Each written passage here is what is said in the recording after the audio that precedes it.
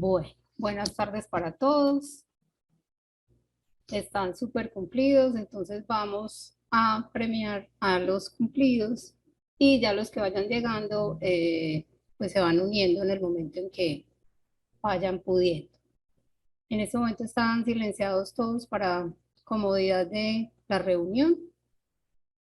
El tema que vamos a tratar es larguito. Las preguntas que se vayan presentando las van a escribir por favor en el chat.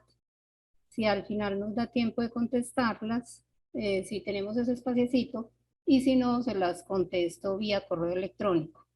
Porque como les digo, el tema es larguito y está diseñado para que en una hora exacta se entregue toda la información.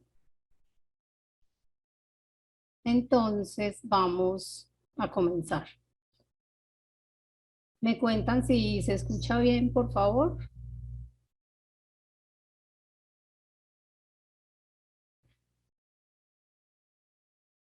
Ok, bueno, vamos a minimizar esto. Perfecto. Listo. Entonces el enfoque es en lo nuevo de la resolución 3100.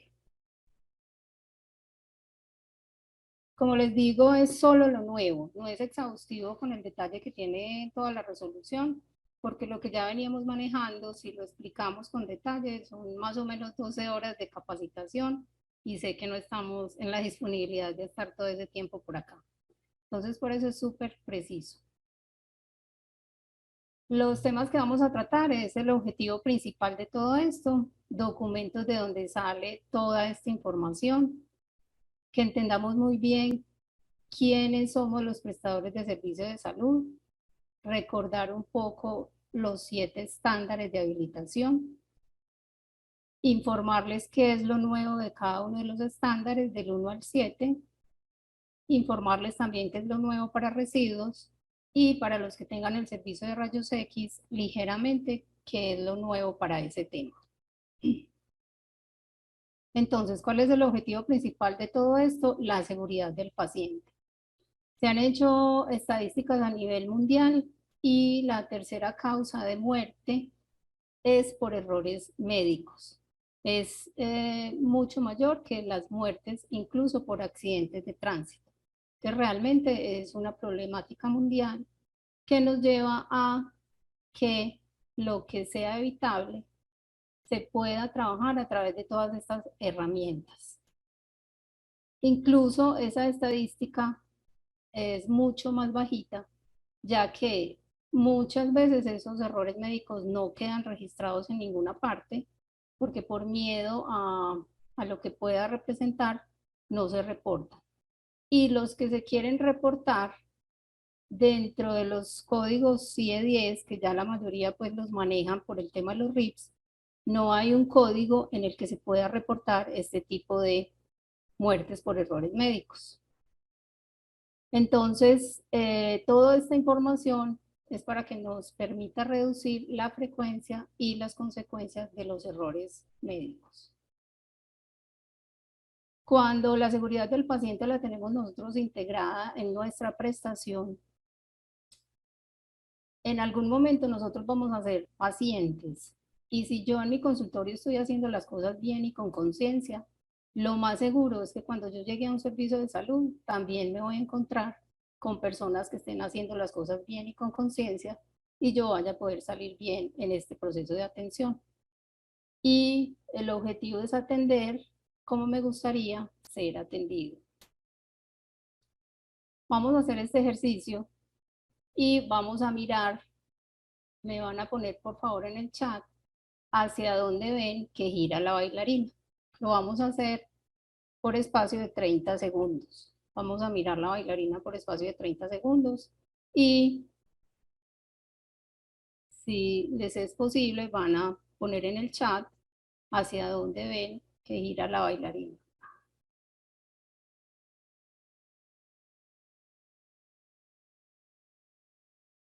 Es un ejercicio interesante. Cualquier respuesta es válida.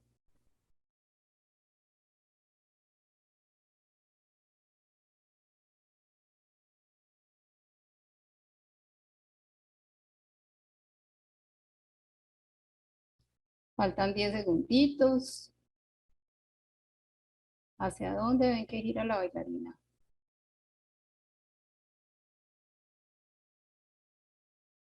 Ok, voy a mirar las respuestas. Entonces, a ambos lados, a la derecha, a la izquierda, todas las respuestas, como les dije, son válidas. Cuando operamos con los hemisferios de forma diferente, los podemos ver unas veces girando hacia la derecha, otras veces girando hacia la izquierda. Hay unos que tienen la capacidad de verlo girando a la derecha y a la izquierda a la vez. Entonces, ¿por qué les traigo eso? Porque la información que van a recibir, a pesar de que sea la misma, invité al profesional y al auxiliar porque entre los dos van a poder conformar una sola información.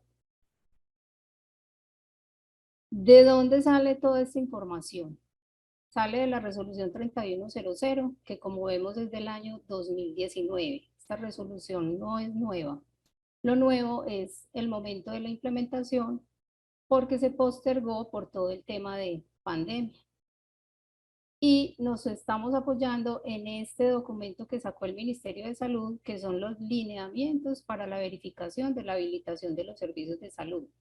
¿Qué significa este documento? El Ministerio sacó estos parámetros con los que los verificadores que en algún momento podrían visitarnos deben referirse para hacernos esa verificación. Esto limita un poquito el la subjetividad con que algunas veces se hacen las visitas. Entonces, estos lineamientos son una guía también para poder apoyarnos y dar cumplimiento a la resolución. En los corredores de auxiliar a auxiliar, de profesional a profesional, se lleva mucha información que a veces no es lo que dicen estos documentos que les acabé de mostrar.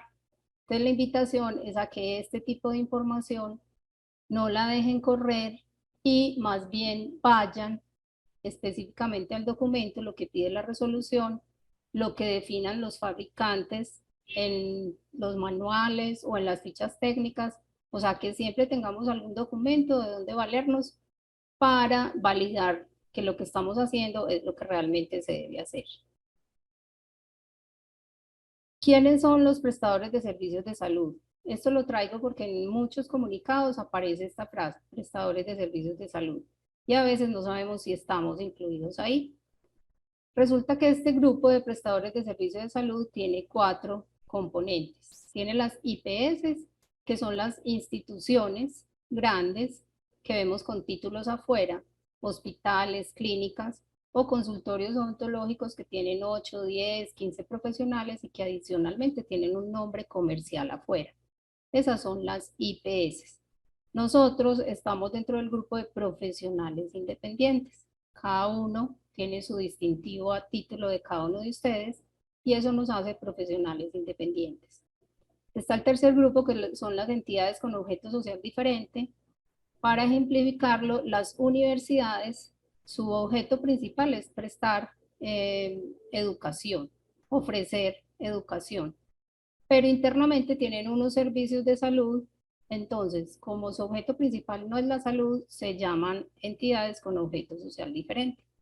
Y el transporte especial de pacientes. Entonces, siempre que la norma, los decretos, cualquier comunicación les llegue para prestadores de servicios de salud, siempre vamos a estar incluidos nosotros dentro de este grupo.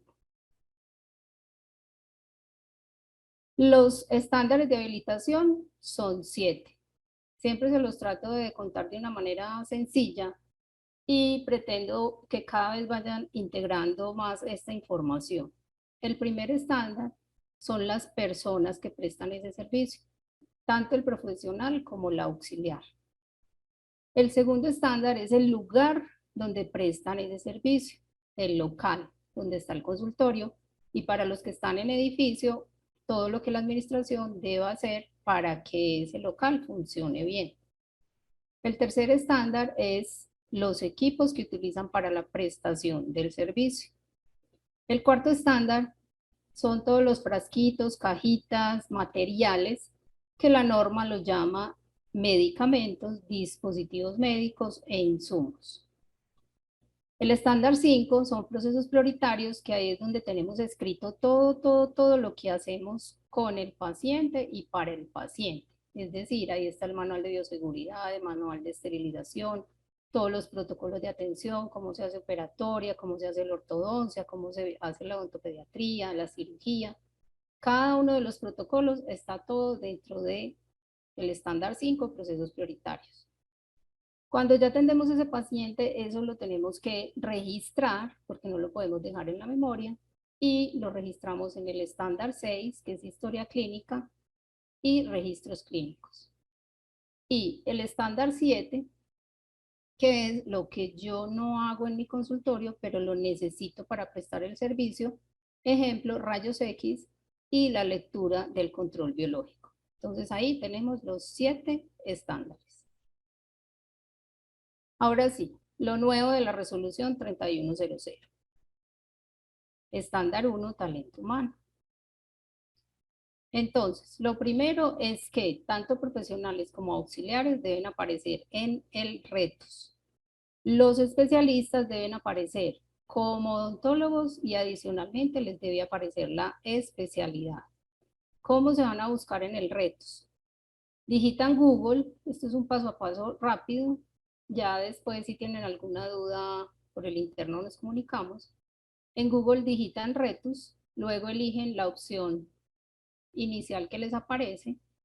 Ahí nos van a aparecer estas pantallitas donde yo voy a darle en seleccionar y va a aparecer cédula. Luego digito el número de identificación únicamente, sin primer nombre y sin apellido, solo el número de identificación. Digito los números de seguridad y doy clic en verificar registro en retos. A veces aparece, voy a mover este letrerito, el ciudadano de la identificación consultada no se encuentra inscrito en el registro único. Eso nos puede pasar.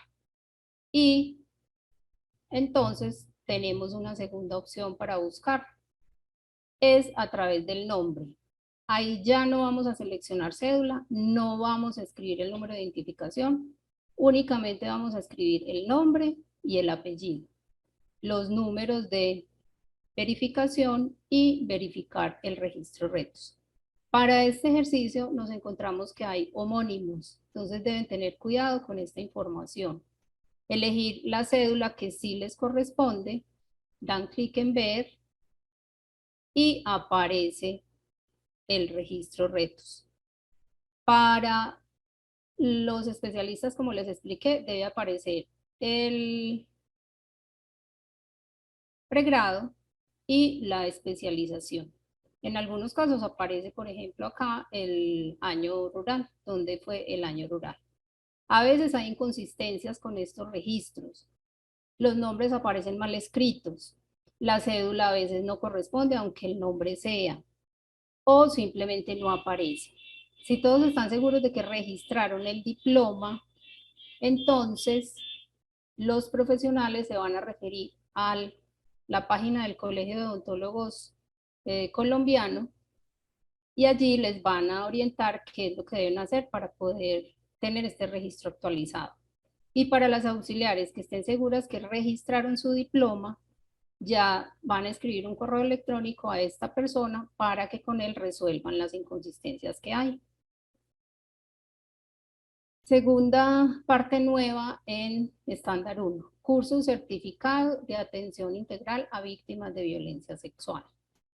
Entonces, si no lo han realizado, en Google hay muchas opciones. Aunque diga gratis, cuando ustedes pidan la certificación, les van a hacer un cobro. Siempre les he compartido este enlace a los que he tenido la oportunidad. Es el curso de Confenalco para atención integral a víctimas.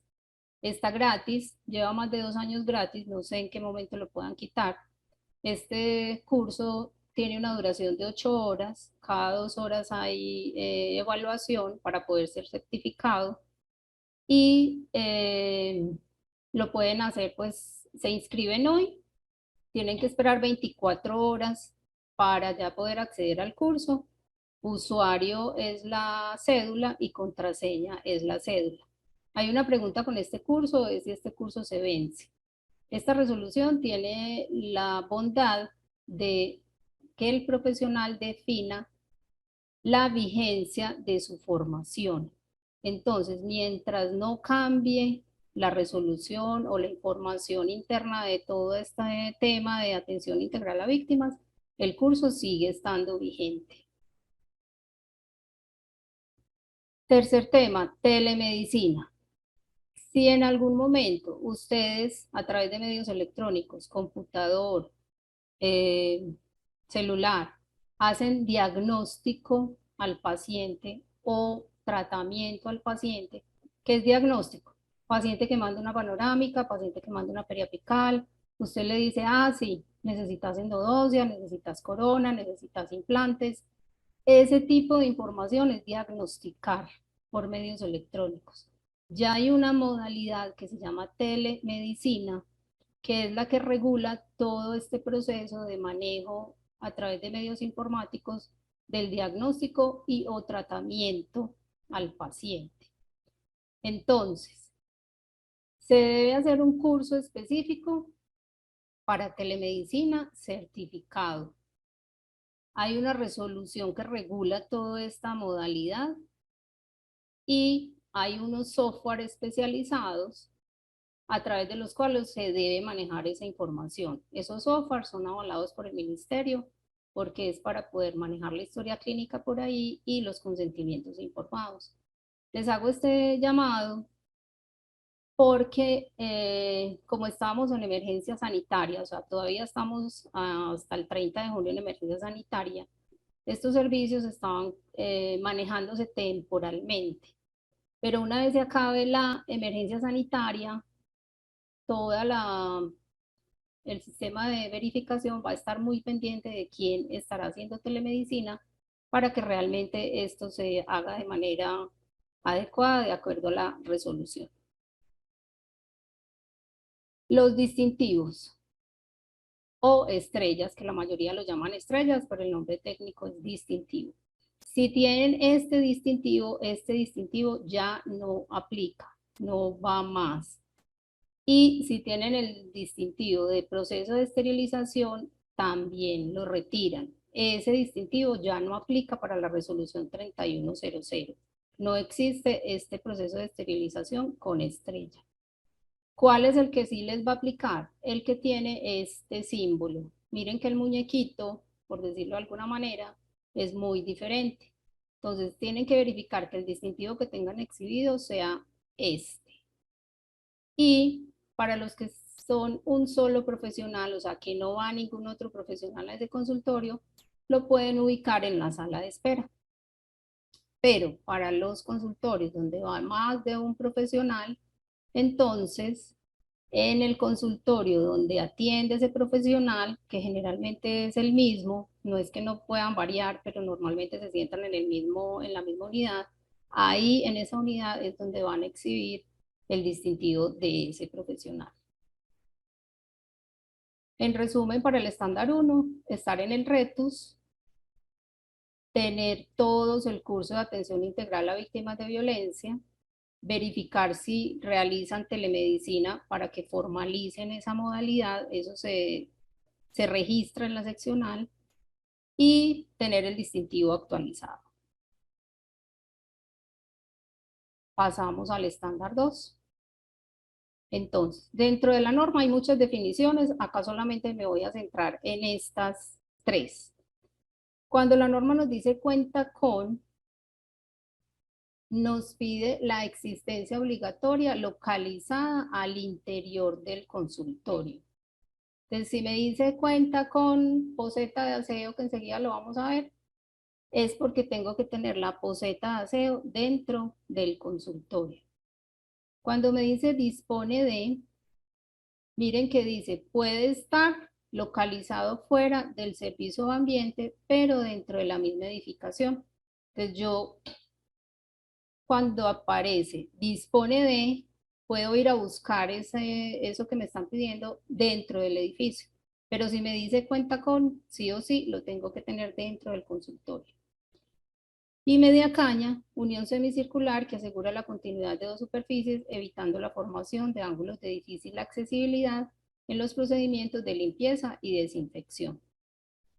Entonces, ¿qué dice la norma? En los servicios de salud donde se realice el proceso de esterilización, debe contar con ambiente de aseo de uso exclusivo. ¿Eso qué significa? Que debo tener un mueble para poner todos mis implementos de aseo y una poceta exclusiva para todo este tema de aseo, para lavar la trapera, si utilizo trapos para limpiar, para lavar los trapos. Entonces, todo lo que diga contar con debe estar dentro del consultorio. Tenemos este tema de los que están ubicados en edificaciones de hasta 3 pisos o niveles contados a partir del nivel más bajo, cuenta con ascensor o rampa o sistema alternativo de elevación. No vamos a entrar en detalle técnico de qué es un sistema alternativo de elevación, pero para que tengamos algo de claridad, es como el que tiene el metro, que la persona que llega en silla de ruedas se puede pegar a ese sistema de elevación sin ayuda de nadie, él solito es autónomo y no interfiere con el paso de las otras personas por las escaleras. Las edificaciones con más de 3 pisos o niveles contados a partir del más bajo, sí o sí cuenta con ascensor. O sea, ya no sirve un sistema alternativo de elevación, sino que cuenta con ascensor. Es importante para los que están en primer piso y deben subir un escalón o dos o tres para llegar al consultorio, deben implementar algún sistema de rampa para poder subir si llega un paciente en situación de discapacidad. En algunos consultorios, por el tiempo que llevan ya de funcionamiento, las baldosas entre una y otra, a veces ese selle se ha perdido. Entonces ahí hay una ranura. Esas ranuras deben ser selladas para ofrecer continuidad en la superficie. Nuevo, en el ambiente de esterilización, la unión entre cielo raso, techo y la pared debe ser en media caña. Y la unión entre paredes o muros, ya les voy a explicar con un gráfico, debe ser en media caña. Este también aplica para los consultorios donde se haga cirugía. O sea, si tengo un consultorio donde constantemente estoy haciendo cirugías de periodoncia, cirugías de implantes, cirugías de estomatología, cirugías de endodoncia, que sea muy frecuente en mi consultorio, también todo mi consultorio debe estar en media caña. Todos tenemos la media caña en el piso, porque eso viene de resoluciones anteriores, y si de pronto no la tienen, entonces la deben implementar.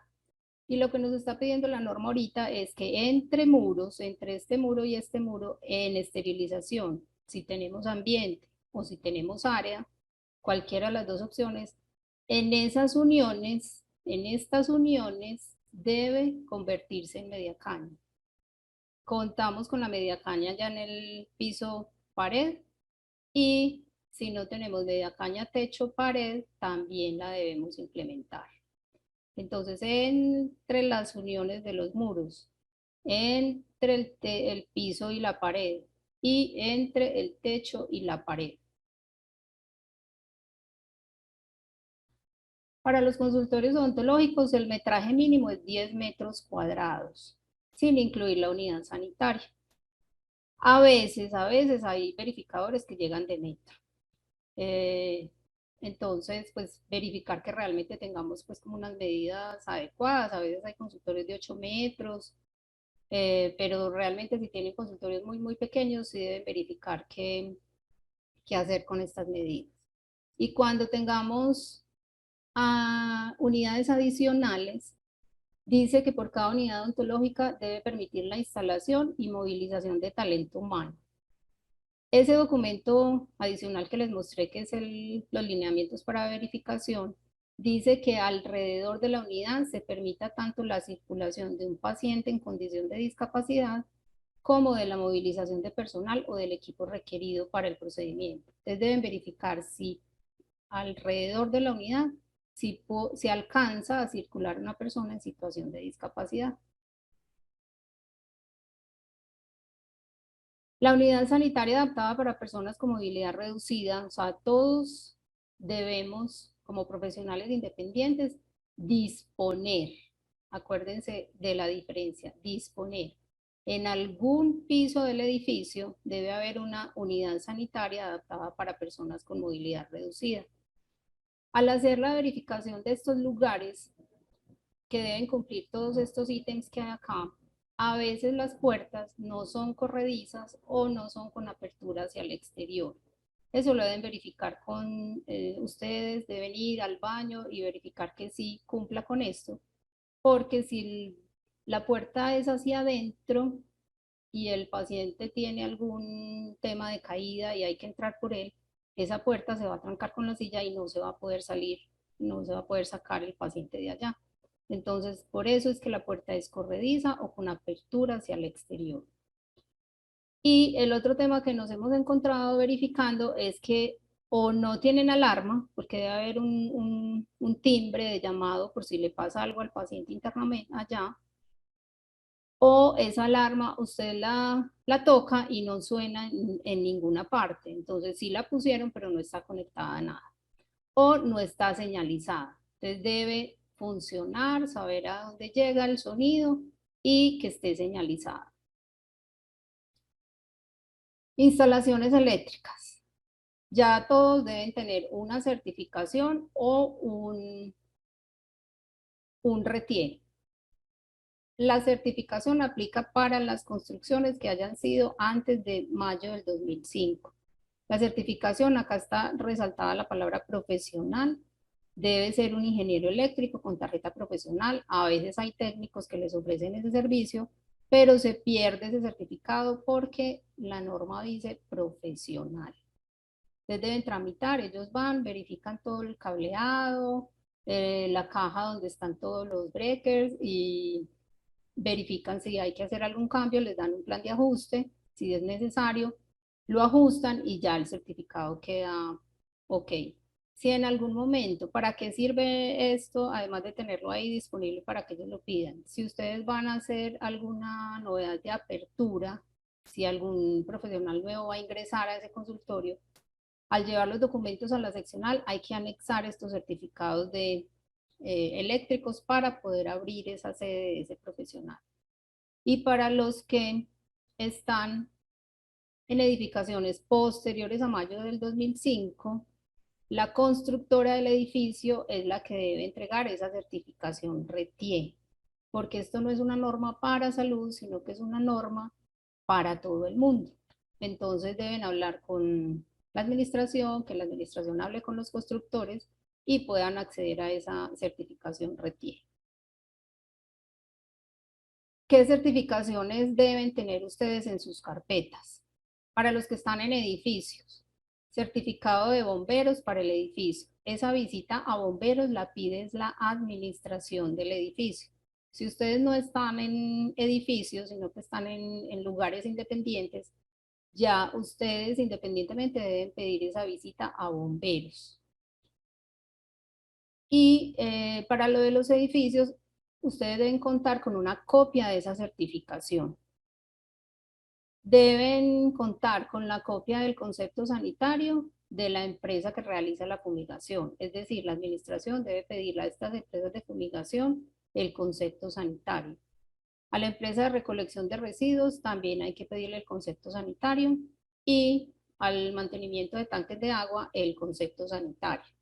Para que tengamos una idea, cuando vienen residuos a nuestros consultorios y nos deja el sellito de la visita, eso es similar al concepto sanitario. Entonces, cada una de estas empresas, según su servicio, va a tener un concepto sanitario. Esto es totalmente nuevo en la resolución y está dentro de los lineamientos de verificación, que el verificador pida todos estos conceptos. Recordar que todas las áreas deben estar señalizadas, absolutamente todas, y las rutas de evacuación, salidas de emergencia, identificar dónde son los puntos de encuentro de sus edificios, que todo esté señalizado. Les traigo esta norma técnica porque el tema de los ascensores para los segundos y tercer piso genera pues mucha indisposición, pero realmente esta es una norma no de habilitación, es una norma de país, un tema de accesibilidad para todos. Y esa norma tiene otra cantidad de normas asociadas, entonces se las traigo para que vean que no es un tema de habilitación, que es que los de habilitación son necios, sino que realmente es un tema de ajustar todo el país para que todas las personas tengan acceso a todo lo que necesitan. En resumen, el estándar 2 nos están pidiendo que tengamos ambiente de aseo exclusivo dentro del consultorio. Segundos pisos en adelante, sistema alternativo de elevación o ascensor según les aplique, o rampas para los primeros pisos que tengan esas escaleras antes de llegar al consultorio. Media caña en todas las uniones de esterilización y en todos los consultorios donde se haga cirugía. Dilataciones entre baldosas deben estar selladas, unidades adicionales deben permitir la movilidad de sillas de ruedas, disponibilidad de unidad sanitaria para pacientes con movilidad reducida, certificado para las instalaciones eléctricas o RETIE según el caso, señalización de todo y certificaciones y o conceptos sanitarios de otras entidades. Vamos a pasar ya al estándar 3. Entonces, ¿qué nos pide de nuevo el estándar 3? Que tengamos un programa de capacitación para el uso de dispositivos médicos que lo requieren. Y los lineamientos de verificación ya nos lo aclaran. Dice, cuando el prestador cuente con equipos de clase 2B. ¿Cuáles son los equipos de clase 2B para nosotros? En el listado de equipos biomédicos está esa clasificación de riesgo. Aplicaría para el Cavitron, algunos autoclaves según el INVIMA viene en clase 2B, los equipos de implantes, los rayos X, entonces se priorizan estos equipos para capacitación. Y los otros equipos que no tienen este riesgo también deben estar en capacitación, deben aprovechar cuando van los técnicos que les recuerdan cómo operan los equipos y dejar un acta de capacitación por cada uno de los equipos. ¿Qué nos pide nuevo? Suficiencia de equipos biomédicos. En la 2003 teníamos suficiencia de instrumental, que sigue siendo válida para esta también, pero ahora nos hablan de suficiencia de equipos biomédicos.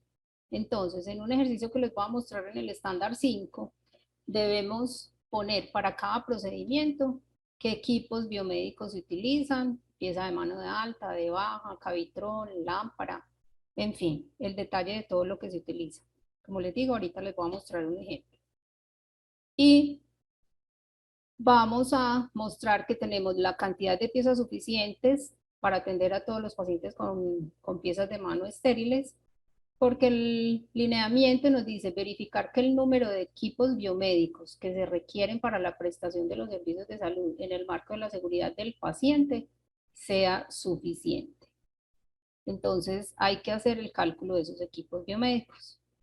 Y traje esto para recordarles, porque pues me preguntan mucho que van a comprar un equipo de segunda y realmente el INVIMA no permite la comercialización entre un profesional y otro. La comercialización está permitida únicamente para proveedores y ya ellos nos ofrecen a nosotros los equipos. Si esos equipos son encontrados en una verificación, pueden ser congelados hasta que usted muestre que este equipo sí era suyo o finalmente pueden ser decomisados. Entonces, para que tengan mucho cuidado con esas ventas de equipos, porque va a ser a riesgo de que lo decomisen en algún momento. Recordatorio, validación metrológica para el autoclave. Recuerden que esto se debe hacer anualmente. Deben verificar en sus registros si sí están dándole cumplimiento a esa anualidad, porque como les digo yo, esterilización es lo más crítico que nosotros tenemos y no podemos dejar que esa validación se pase 1, 2, 3, 4, 5, 6 meses, sino que se debe hacer anualmente. Lo mismo que la calibración anual para el termómetro. Bueno, estándar 4. ¿Qué tenemos de nuevo en estándar 4? Todos ya contábamos con un paquete para el manejo de derrames o ruptura de medicamentos, que es el kit donde tenemos los guantes, las gafas, el tapabocas, la señalización de que no se puede pasar por ahí mientras se recoge, el aglutinante para poder recoger los líquidos que se ríen fácil. Pero que nos pide la norma que esté visible y con adecuada señalización. No es que vamos a tener pues el kit de derrames expuesto en sala de espera, ni mucho menos, pero que sí en el mueble donde lo tengamos por fuera va a estar señalado kit de derrames. Respecto a las muestras médicas, que es una pregunta constante, los lineamientos de verificación dicen, en los servicios de consulta externa se pueden tener muestras médicas siempre y cuando el prestador garantice la trazabilidad de la información requerida en el criterio. ¿Qué significa esto? Que si yo voy a tener cremitas dentales, enjuagues dentales que me regaló Colgate o cualquier otra marca, las tengo que meter en la lista de compras como si fuera cualquier otro producto, con lote, fecha de vencimiento, INVIMA si lo tiene, y tengo que hacerle seguimiento a las fechas de vencimiento. La recomendación es que son tantas tareas las que hay que hacer que si nos ponemos a hacerle seguimiento pues a las cajitas de crema de dientes, nos vamos como enloqueciendo. Entonces, si las van a tener, ténganlas por fuera del área clínica, en el baño, en una lonchera o algo, porque todo lo que esté en el área clínica debe pasar por todo ese proceso de recepción. Entonces, nos están diciendo que sí las podemos tener, pero que debe entrar a todo el proceso como si fuera cualquier compra. A los proveedores, además de los documentos que tenemos de ellos, les vamos a solicitar el procedimiento de transporte.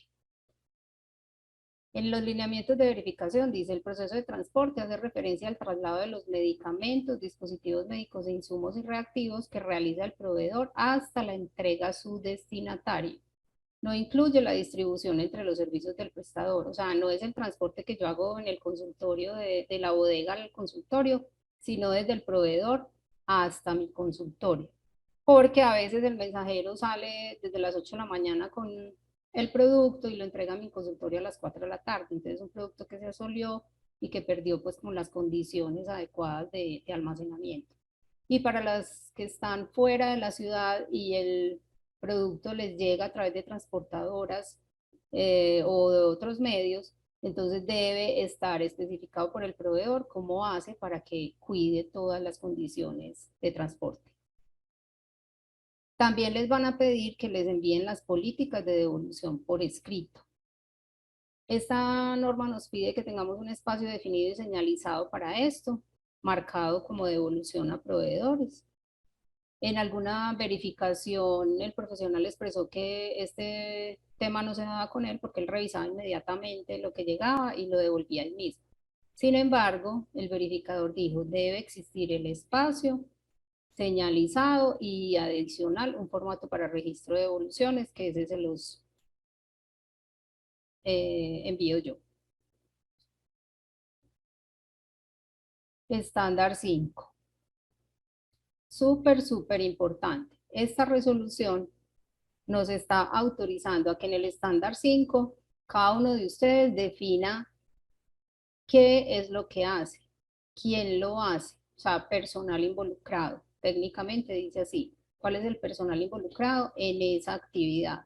Entonces, vamos a hacer aquí un ejercicio operatorio enseguida y vamos a decir quién es el personal que lo hace. Si usted dice que usted necesita auxiliar para trabajar en cada uno de sus procedimientos, ellos se van a devolver al estándar 1 a buscar que sí tenga el auxiliar. Si usted por el contrario dice que trabaja solo porque hay muchos profesionales que trabajan solos, pues ellos en ningún momento en el estándar 1 le pueden pedir auxiliar, porque es lo que usted puso en este documento. ¿Cómo lo hace? Hay que verificar, hay muchos procedimientos y protocolos que ustedes tienen escritos, pero que realmente no pertenecen a ustedes, sino que han pasado de un profesional a otro, se los prestaron o los sacaron pues de internet o alguna cosa. Hay que hacer el ejercicio juicioso de leer lo que dice ahí y corregir lo que no les aplique a ustedes. Esta norma nos pide que ahí en esos protocolos vamos a poner con qué equipos con qué medicamentos, con qué dispositivos médicos e insumos, con qué elementos de protección personal se trabaja en cada actividad. Como les digo, ya les voy a mostrar el cuadrito. En la comunicación con el paciente deben definir si ese procedimiento requiere comunicación antes del procedimiento, si requiere comunicación en medio de la atención y si requiere comunicación posterior a la atención. Si ese procedimiento requiere controles, entonces hay que dejarlo escrito en ese protocolo. Entonces, este es el ejemplo. Todos, o la mayoría de los que están acá, tenemos este ejercicio hecho desde la 2003 por procedimiento que instrumental se requería. Ya hoy la 3100 nos dice, ábrame ese cuadro y me diga qué personal, como les digo, esto es un ejemplo de operatoria, qué personal se utiliza, se involucra en ese procedimiento, qué medicamentos se pudieran o no necesitar en ese procedimiento, qué dispositivos médicos desde materiales. Acá no, miren que dice ácido, adhesivo, agujas, algodón, no dice marcas, porque si yo le pongo FGM o cualquier otra marca, ya va a quedar obsoleto el procedimiento cuando cambie de marca. Entonces es genéricos como digan las cajitas. ¿Qué equipos biomédicos para poder dar respuesta a la suficiencia de equipos biomédicos que me están pidiendo en el estándar 3? ¿Qué insumos utilizo? Recuerden que los insumos son los que no tienen INVIMA o tienen un INVIMA diferente a la letra M de medicamentos o a las letras de M de dispositivos médicos. ¿Y qué elementos de protección personal utilizo? Porque, por ejemplo, estas gafas para el paciente requieren desinfección y si yo estoy atendiendo 10 pacientes al día, pues debo tener por lo menos 3 o 4 gafas para poder hacer la desinfección entre uno y otro y que a todos les toque desinfectado. Entonces, miren que nos están dando la posibilidad de decir lo que usamos y con base en esto es que ellos van a hacer la verificación en los otros estándares. Entonces, esto tiene que ser muy real porque podemos decir, ah, no, yo voy a poner entonces que atiendo 2 pacientes porque tengo una pieza de mano, la esterilizo a mediodía y con eso trabajo por la mañana estéril, esterilizo a mediodía y trabajo por la tarde estéril. No es real porque les van a pedir la agenda donde ellos van a verificar realmente cuántos pacientes atienden. Entonces es hacerlo a conciencia. Si realmente yo tengo 2 piezas de mano y trabajo con 8 pacientes, entonces pues puedo hacer un plan de ajuste a 6 meses, a un año, para ir aumentando esos equipos biomédicos y poder asegurar la esterilidad para cada paciente. Estándar 5 me habla ya de acciones de formación continua.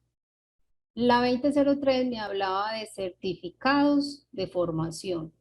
Cuando la resolución habla de certificados, se está refiriendo a evidencias entregadas por una entidad educativa con resolución del Ministerio de Educación. Eso es certificado. Pero cuando me dice acciones de formación, ¿qué me está diciendo? Pueden ser desarrolladas por el prestador de servicios de salud. Entonces usted se sienta con su auxiliar y define, mire que acá nos dice análisis de necesidades de formación continua. Usted se sienta con su auxiliar y define, vea, necesitamos trabajar en bioseguridad, en esterilización, eh, para el profesional en los procedimientos que hace todos los días y planifica las acciones de formación. Define los contenidos de esas capacitaciones, define la duración, las fechas, en qué horario, qué día se va a reunir para capacitación, va a definir esos formadores que, valga la redundancia, formación tienen ellos para poder dar esas capacitaciones, van a ejecutar esa planeación que hicieron y van a mostrar la evaluación que le hicieron a esas formaciones. Y mire acá mismo, dice asimismo, se deberán definir la vigencia de las acciones de formación. ¿Quién la va a definir? El prestador.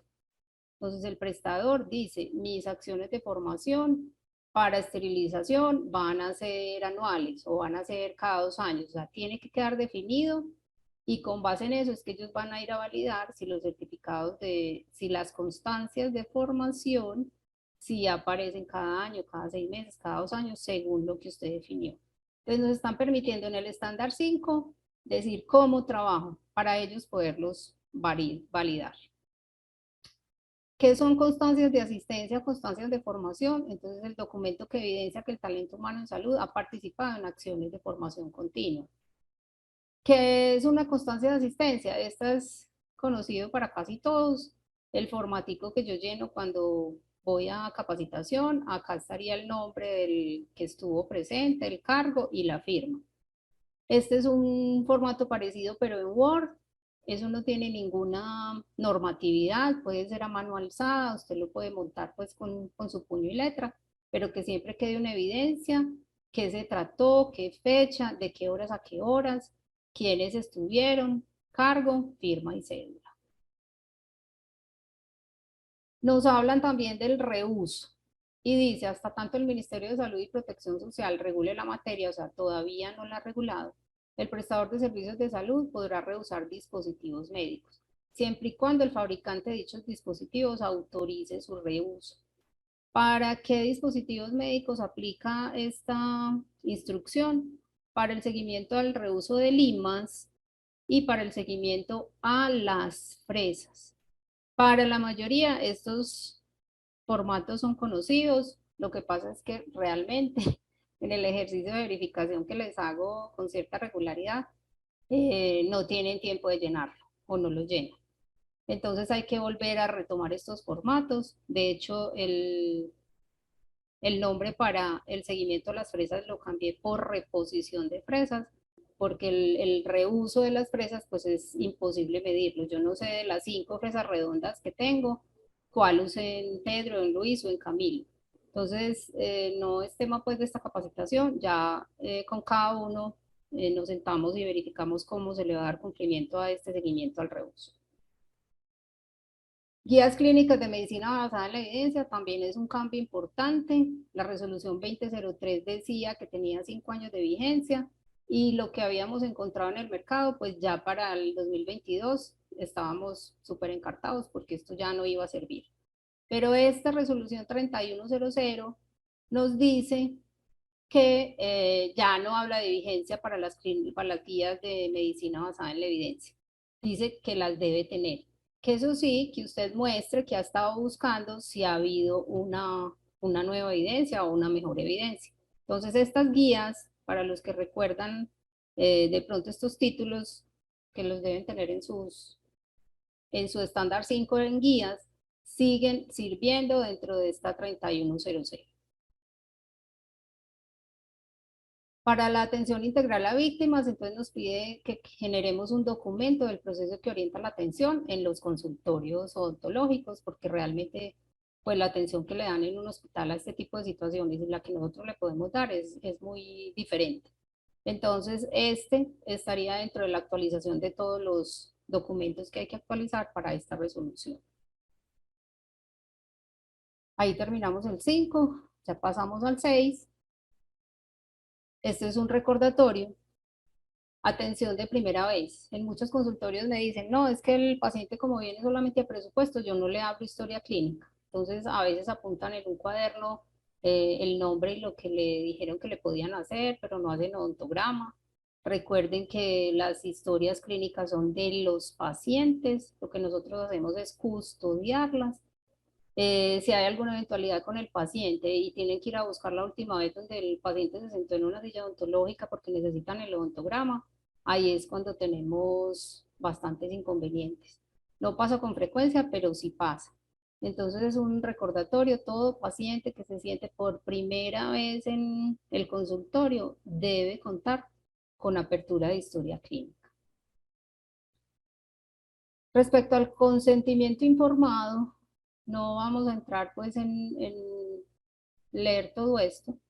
Ya todos tienen mucha claridad que el consentimiento informado se hace antes de la atención y nos pide la norma que tenga incluidos los beneficios, riesgos, alternativas e implicaciones del acto asistencial.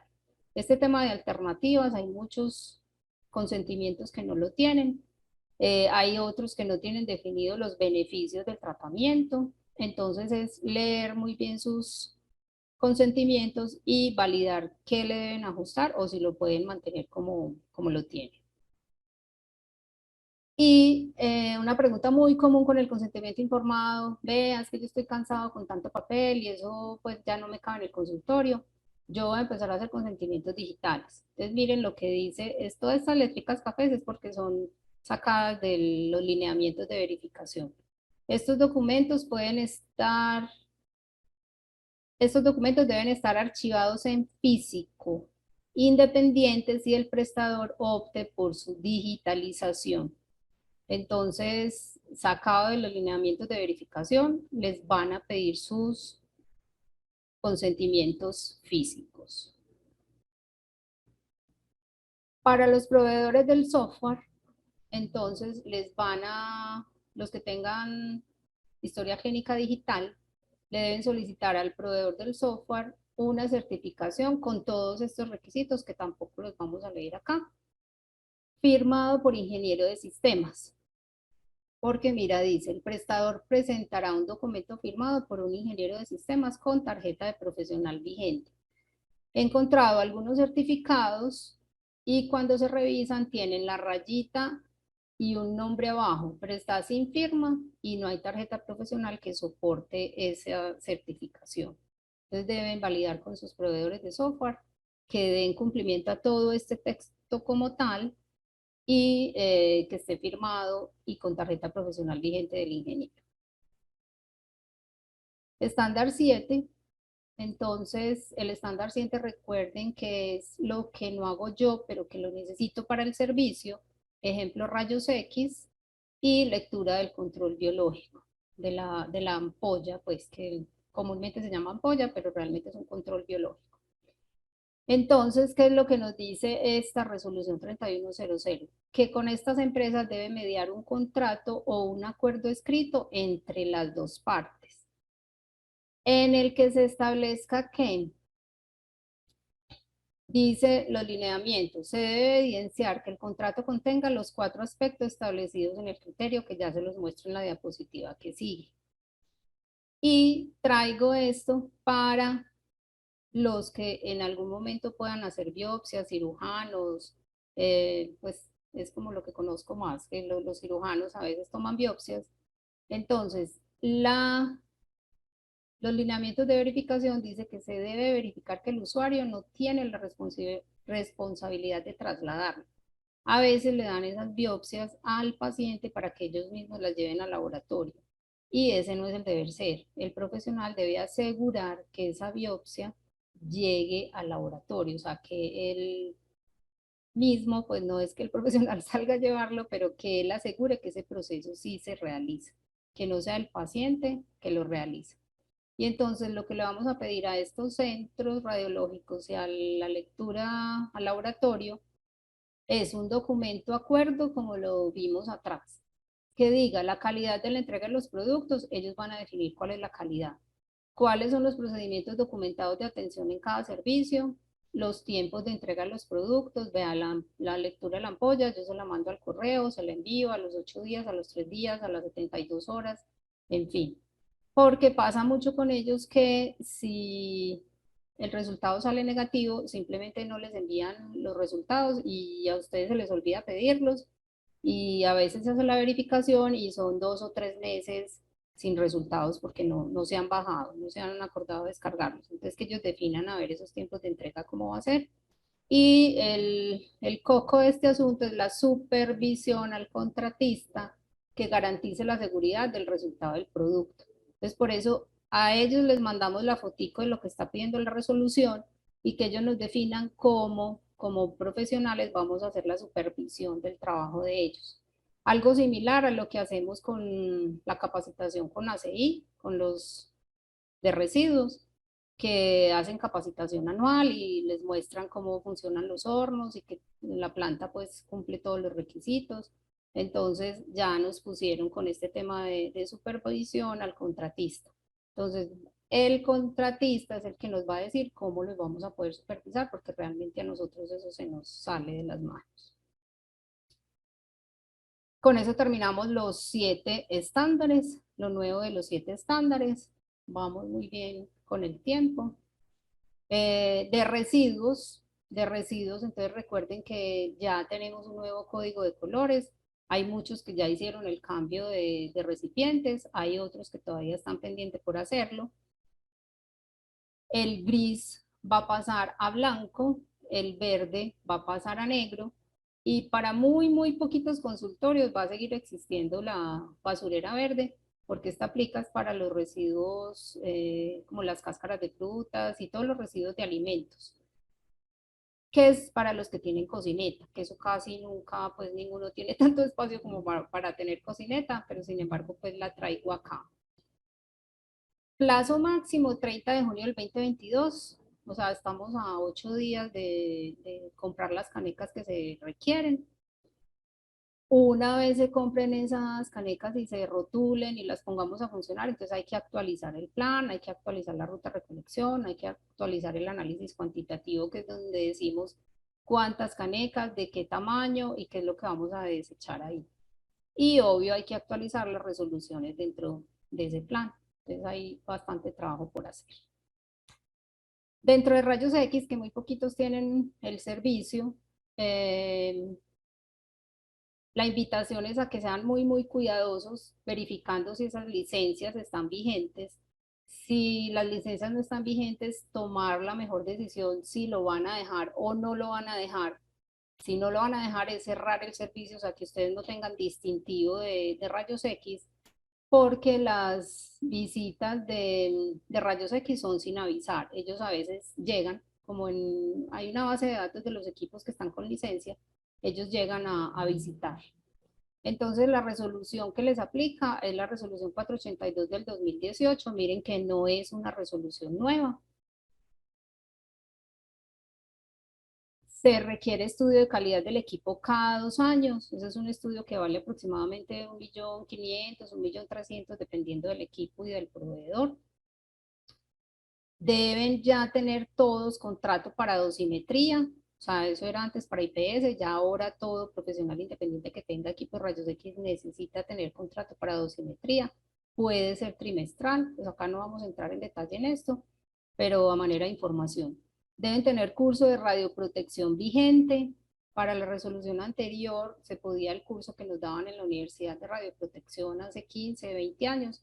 Para esta resolución 482 ya no, hay que hacer un curso que puede ser virtual, lo hace la de Antioquia, el CES, el Ministerio de Minas, o sea, hay muchas, la Facultad de Minas, perdón, hay muchos proveedores de este curso, pero debe ser nuevo para poder dar cumplimiento a esta resolución.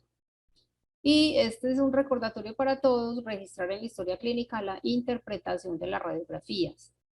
Pasa mucho que ustedes miran la radiografía, identifican todo lo que tienen que identificar, pero no lo registran en la historia clínica. Entonces, sea periapical, sea panorámica, sea cualquier tipo de radiografía, esa interpretación debe estar registrada en las historias clínicas. Sedación, les pongo por el interno, son muy poquitos los que contratan este servicio, tiene unos requisitos muy específicos, muy puntuales, entonces ya se les mandaría la lista de chequeo para los que realmente contratan este servicio con anestesiólogos, porque es un servicio que se presta a través de una interdependencia. ¿Qué seguiría de acá? Entonces, realizar los ajustes que se requieran para cada estándar. Cada uno más o menos identificó qué tan cerca o qué tan lejos está de darle cumplimiento a esto. Actualizar todos los documentos, manuales, procedimientos con esta resolución 3100, que en esto les ayudo yo, pero ya en citas presenciales. Y realizar la autoevaluación por un año más en el sistema del ministerio. Plazo máximo 31 de agosto. Por favor, no se dejen estresar con todos los correos que les están llegando. Están llegando correos desde la parte comercial diciéndoles, vea, se va a vencer, pilas, mire. Y fuera de eso también del ministerio están llegando esos correos, entonces pueden estar tranquilos. Tenemos un mesecito y una semana más para pues ver al máximo cómo nos podemos ajustar o que hagan un plan de ajuste y que cuando nos metamos a hacer esta autoevaluación sea con mucha conciencia pues y sabiendo qué es lo que debemos cumplir. A principios de agosto yo les envío un comunicado pues ofreciéndoles el servicio de esta renovación y ya estarían pues listos por un año más.